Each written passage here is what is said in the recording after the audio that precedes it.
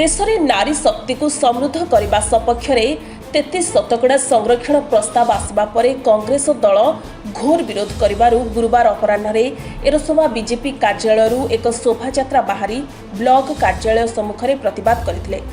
नारी शक्ति अधिकार छड़ाई नहीं उत्सव मनाउथिबा महिला विरोधी Congress, BJD, TMC, Samajwadi party एवं डीएमके आदि दल विरोध में आयोजित महिला जन आक्रोश समावेश आगामी दिन में एही लड़ाई आहुरी व्यापक करिबो। समग्र ओडिशा रे विरोधी दलक महिला विरोधी मनोभाव बाबद स्वर उत्तोलन करा सहित महिला केवल क्षमता राजनीतिर प्रसंग भावी आसिथिबा नारी शक्ति प्रश्न बाणर सामना करबाकू पड़िबो।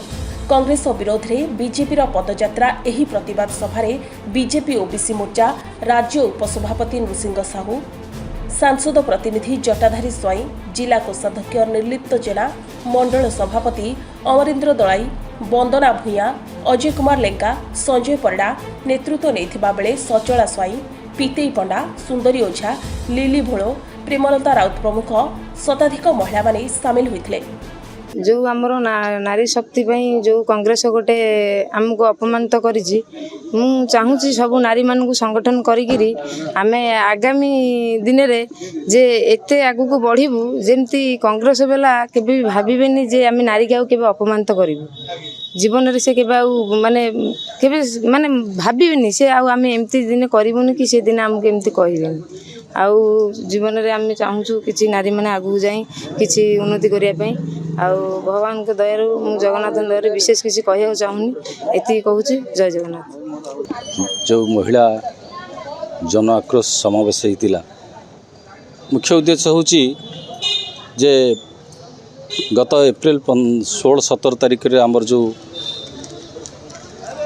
बिल पास होगापाई 33% जो माने लोकसभा रे जो पास होगापाई आमर यशस्वी प्रधानमंत्री नरेंद्र भाई मोदी जी आगत करथिले। तेणु विरोधी माने याकू स्वागत करने कथा किंतु से माने एटा को काट कले। तेणु से परिप्रेक्षी रे आमे सारा भारतवर्ष सारा ओडिशा रे मध्य आमे मंडल वाइज आमे जो जागृत आनिया पई सचेतनता को आनिया पई महिला समावेश होता। तार उद्देश्य है जे विगत दिन मानक जो आमर लोक संख्या जो थिला कम थिला वर्तमान आवश्यक अनुसार 150 कोटी रे वर्तमान संख्या पहुँची।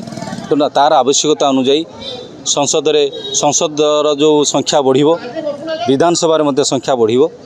तेणु से उद्देश्य रे डिलिमिटेशन एवं महिला मानकर जो 33% जो आरक्षण व्यवस्था समस्ते शासन रे समान सुजोग पाइबे 33% एवं सेमानकर हक रहिबो।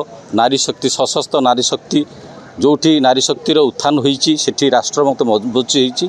तेणु आमर उद्देश्य नारी माने जागृत हुंतु एवं निज कथा निजर हक को साब्यस्त करंतु। विजय हम एवं माँ मान उत्थान हम नारी शक्ति बंधन कार्यक्रम सफल हम। तेणु नारी शक्ति बंधन कार्यक्रम आपण मानू आम धन्यवाद दौचु। आम समस्ते चाहूँ नारी शक्ति बंधन कार्यक्रमटा ओडिशा सह समग्र भारत वर्ष रे लागू हो।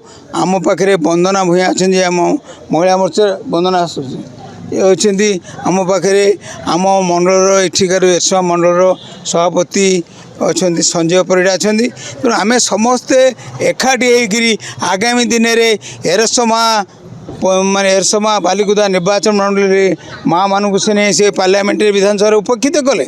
आम यहीथर माँ मानू आउ ए अंचल विकास पाई मातृशक्ति को आगू नापी जहाँ आवश्यक करूँ। वंदे मातरम। जय श्री राम।